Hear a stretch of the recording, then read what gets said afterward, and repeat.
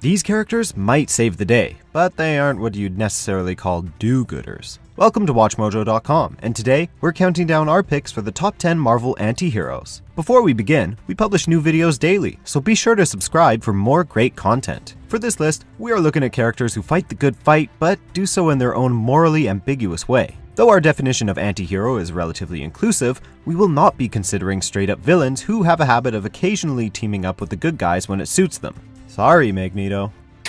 Number 10. Ghost Rider. I'm not the one who decides. He's the spirit of vengeance. Now, does that really sound like someone who's going to play nice? Not likely. The Ghost Rider mantle has been taken up by a number of characters over the years, including, but not limited to, Johnny Blaze, Danny Ketch, and Robbie Reyes. The powers they wield while possessed by the spirit of vengeance varies from person to person, but what they all share in common is their dedication to avenging and protecting the innocent, as well as their willingness to dish out brutal punishment to evildoers in the process. Number 9. Blade. Half human, half vampire, 100% badass. This day-walking hybrid might have been intended as a supporting character when he debuted in the pages of The Tomb of Dracula in 1973. But according to creator Marv Wolfman, Blade was such a promising new addition that he had to rein him in, or risk having him overshadow the book's core cast. This is Blade we're talking about though, and as his foes will tell you, there's no holding him back. By the 1990s, this anti-hero had truly come into his own, earning himself a place amongst various groups, his own series, and a film trilogy. Blade's merciless in his handling of the undead, but hey, he keeps the streets safe. Number 8. Moon Knight. And the moon will not tolerate your interference. Mark Spector never had what you would call a smooth or easy life. A boxer turned soldier turned mercenary, Spector fell into heroics when his attempted robbery of an archaeological site went sideways and he was left for dead. Following circumstances too strange to recount succinctly, Spector was saved by the Egyptian god of vengeance, Khonshu, to serve as his earthly agent. Again, vengeance kinda disqualifies a character from straightforward superheroics, and with his penchant for committing absolutely brutal acts against those deemed bad guys, Moon Knight has earned the label anti-hero. He's also extremely unstable, which makes him both a little terrifying and totally fascinating. Hey, who's doing this wrap-up, me or you? You talking to the moon again? Of course. Isn't that who you're talking to? Number 7. Black Cat. No man tells me what to do. Spider-Man doesn't want me around.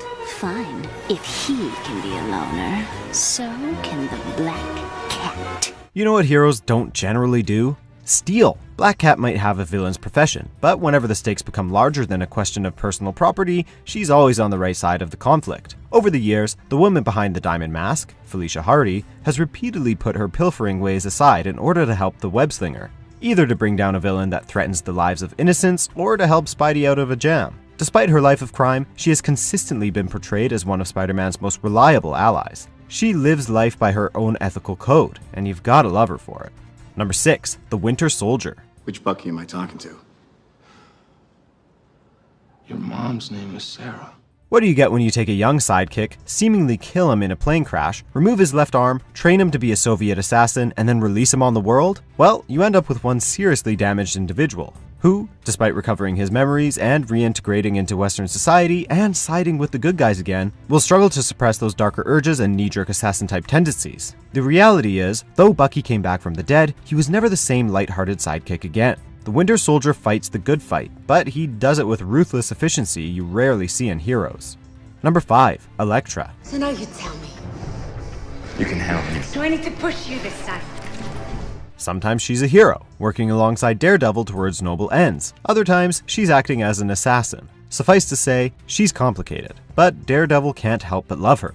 And comic book readers are right there with them. With her complex history, deadly psi, and martial arts skills that can rival the Daredevil's own, Elektra Natchios isn't just some love interest. She's one of the most beloved anti-heroines in the industry. After the character's creator, Frank Miller, killed her off in the early 80s, he wanted her to stay out of publication, but she proved too compelling a character to leave on the sideline, and she went on to star in various titles.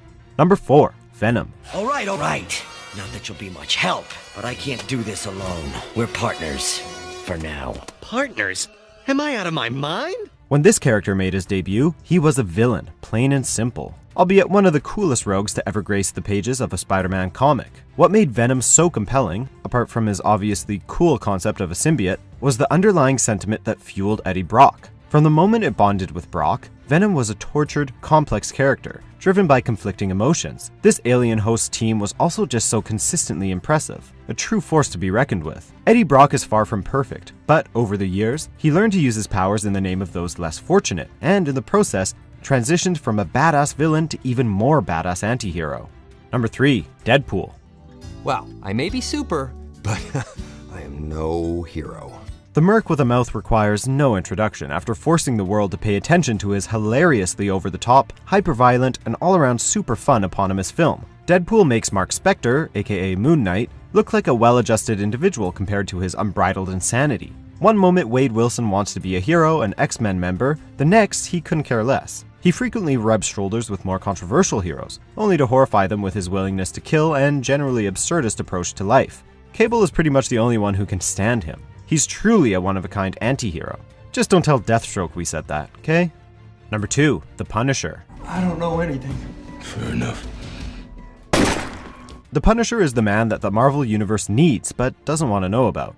At least, that's what he seems to think. After losing his family to a mob hit after a case of being in the wrong place at the wrong time, Frank Castle put his expert military training to brutal use by making himself a one-man army and waging war on crime. According to his editor, Stephen Wacker, Castle has 48,502 kills to his name, and counting. Rapists, pedophiles, drug lords, mobsters, and murderers beware. No violent criminal is safe from the Punisher. Heroes might not be able to handle his brand of justice, but readers sure eat it up.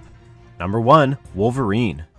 Guys, seriously, you don't want to do this. He's the best there is at what he does, but what he does isn't very nice. This mutant Canuck comes equipped with 6 razor-sharp claws, a skeleton coated in adamantium, and an accelerated healing factor. Not really a toolkit for saving kittens from trees or helping little old ladies to cross the street. Wolverine might have a rough exterior, but he's really got a heart of gold and a moral compass that always reads true. The thing is, he has zero qualms about shedding blood or taking the lives of those who stand between him and his objective. When Logan's in town, you either get on the right side of an issue or face the claws. Do you agree with our picks? Check out these other great clips from WatchMojo and subscribe for new videos every day.